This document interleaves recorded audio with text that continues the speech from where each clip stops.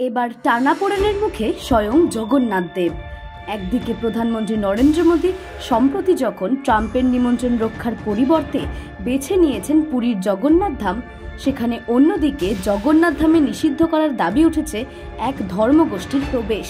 এছাড়াও বিভিন্ন দাবি উঠে আসছে সেবায়িত ব্যক্তিদের মুখে। প্রশ্ন উঠছে, জগন্নাথ ধামের সংস্কৃতি ও ঐতিহ্য সংরক্ষণের জন্য একটি ব্যবস্থাপনা কমিটি কেন এখনও গঠিত হয়নি? রথযাত্রার প্রস্তুতি প্রায় শেষের দিকে হওয়ার সময়ও এই বিষয়টি একটি উদ্বেগের কারণ হয়ে উঠছে। সুভদ্রার সেবক রামচন্দ্র দাস মহাপাত্র বলেছেন যে রথযাত্রার ঐতিহ্য নষ্ট হয়ে গেছে এবং এর জন্য প্রশাসন ও রাজ্য সরকারই দায়ী। তিনি ইসকন ধর্মকে বয়কট করার বার্তা দিয়েছেন ওড়িশাবাসীকে এবং বলেছেন যে যারা এই ধর্মগ্রহণ করে তাদের জগন্নাথ মন্দিরে প্রবেশ করতে দেওয়া উচিত নয়, কারণ তারা সনাতন ধর্মকে ধ্বংস করার চেষ্টা করছে।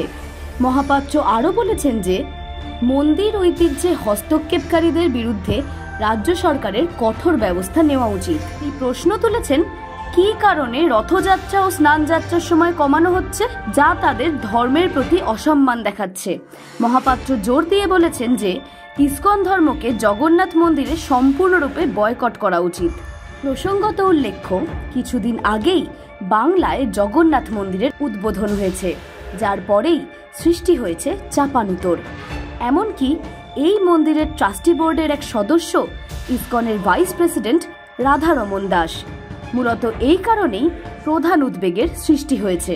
রামচন্দ্র দাস মহাপাত্র আরও বলেছেন যে চাপের কারণে রাজ্য সরকার ব্যবস্থাপনা কমিটি গঠন করতে পারেনি এবং যদি তারা জগন্নাথের সংস্কৃতি রক্ষা করতে কোনোভাবে ব্যর্থ হয় তাহলে 4 কোটি ওড়িয়া তার জবাব দেবে। এ বিষয়ে উল্লেখ্য, রথ সম্পূর্ণভাবে প্রস্তুত এবং রথযাত্রার 8 দিন আগে এর কাজ শেষ হবে বলে আশা করা হচ্ছে। উৎসবের প্রস্তুতি পুরো দমে চলছে এবং একাদশ দিনে অনুষ্ঠানের পর প্রধান সেবায়েত গজপতি মহারাজকে সবার প্রথম এই খবর দেওয়া হবে।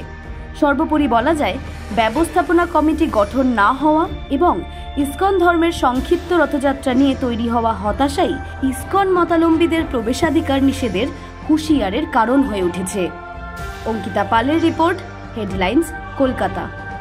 আনন্দ আর ভালোবাসার দীপ্তিতে গড়া সমুজ্জ্বল পরমা, ঠিক তোমারই মতো। শ্যাম সুন্দর কোম্পানি জুয়েলার্স, আগরতলা, উদয়পুর, ধর্মনগর, কলকাতা।